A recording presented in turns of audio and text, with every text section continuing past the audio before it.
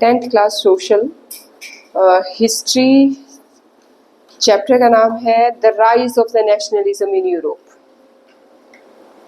Very first chapter of history.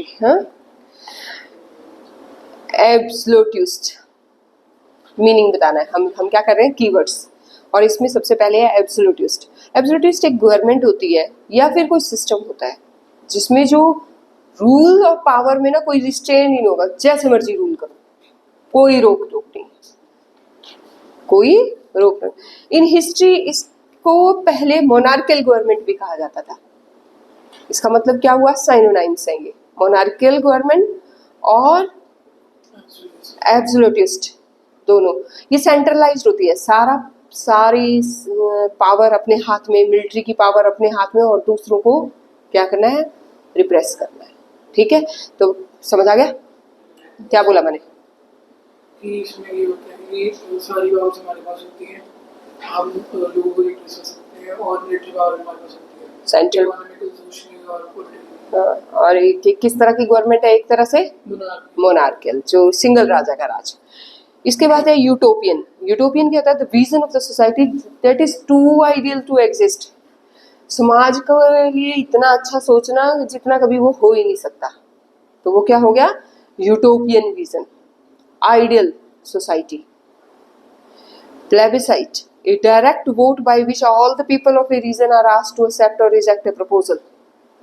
मतलब एक proposal आया, एक रीजन के लोगों को बिठाया और उनसे पूछ लिया ये प्रपोजल आपको एक्सेप्ट है या नहीं है, तो उसे हम क्या कहते हैं, प्लेबिसाइट। इस तरह से ओपिनियन लेना, उसे हम क्या कहते हैं, प्लेबिसाइट। सफरेज, सफरेज का मतलब होता है right to vote, right to vote. तो अभी तक हम 4 वर्ड्स के मीनिंग कर चुके हैं। पहला है एब्सोल्यूटिस्ट, जिसका मतलब है monarchy, non restrained on the power.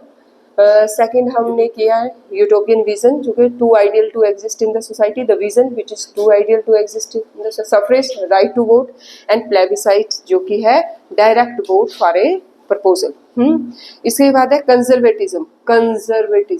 हाँ, क्या कह रहे हैं, the political philosophy that stresses the importance of tradition. मतलब जो ये ऐसी सोसाइटी जो स्ट्रेस डालती है कि ये ट्रेडिशन है और आपको ऐसे ही चलना पड़ेगा, इसके खिलाफ नहीं आप चल सकते। जो पुराने कस्टम है, जो पुराने रिवाज है, उसको क्विकली आप चेंज नहीं कर सकते। इसी टू के कंजर्व।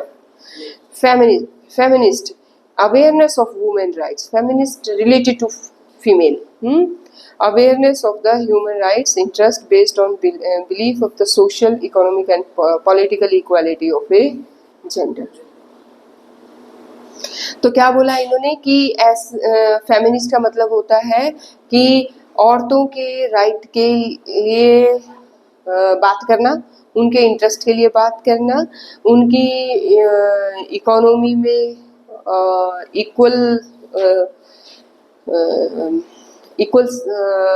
मतलब इकोनॉमी को आगे बढ़ाने के लिए इक्वली वो इकोनॉमी को मतलब ग्रो करे जैसे मैन करता है, और राजनीति में भी वो इक्वली जो है बाइस होकर के काम करे। तो वो इसका मतलब ये है कि फेमिनिस्ट हो रहा है, फीमेल।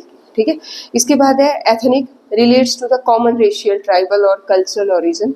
ठीक है, एथनिक मतलब कोई एक ग्रुप जो जिनका कॉमन ओरिजिन है या कॉमन बैकग्राउंड है या एक कोई कम्युनिटी।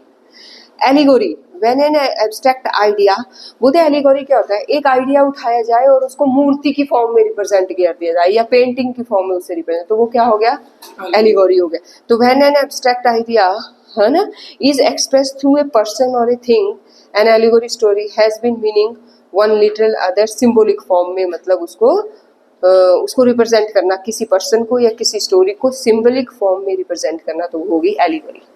तो ये आपने मीनिंग करने हैं आज, और ये एमसीक्यूज, या एक लॉन्ग करवा देती हूँ, है ना। एमसीक्यूज मत चाहे हाफ करना, लेकिन एक क्वेश्चन कर लो।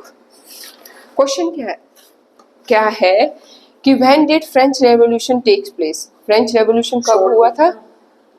नहीं, ये शॉर्ट है, नहीं, ये क्या है, analyse the theme of the Frederic Sorrieu painting. Frederic Sorrieu paintings बनाता था। बनाने की थीम होती है ना, कुछ काम करने की थीम होती है, तो वो पेंटिंग की क्या थीम थी उसकी, तो कह रहे हैं in one of his print he has shown people of the Europe and America, what is this,